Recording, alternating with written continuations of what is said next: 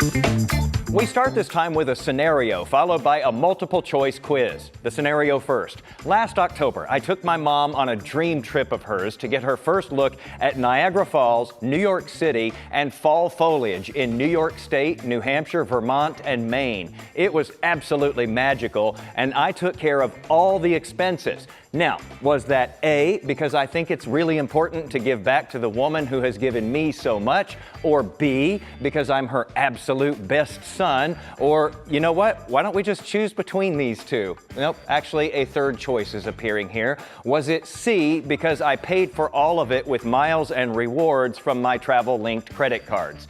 Admittedly, I did, but that's not the right answer. No, forget it. Anyway, is it so wrong that I paid in points? If so, I'm in big trouble because last year I also got other plane trips, rental car upgrades, cash back, and hotel freebies, all using rewards from credit cards. Now, I always pay them in full to avoid owing interest, but I'm constantly using them to fill up, get groceries, eat out, pay bills, all so I can rack up and use points and miles and cash back. So I was perplexed when Bankrate sent me an email with the subject line, "Nearly 1 in 4 rewards card holders left free money on the table." They surveyed people late last year and found that in the prior 12 months, 39% of them had done like I did with one of my cards and got back less than $300 in cash or gift cards. 22% of people did like I did with another card and got $300 or more in cash back and gift cards. And just 10% had done like I did with a card of mine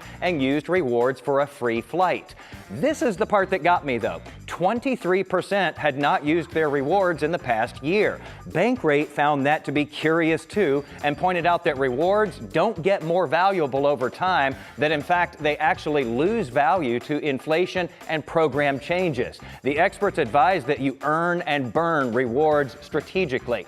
Now, this is important. You have to rack up credit card charges to get those rewards, but if you're not paying off those charges each month, interest is added to your balance at a high rate, and NerdWallet just found that 21% of us are using plastic to earn rewards when we already have credit card debt. So we're just getting further and further into the red there.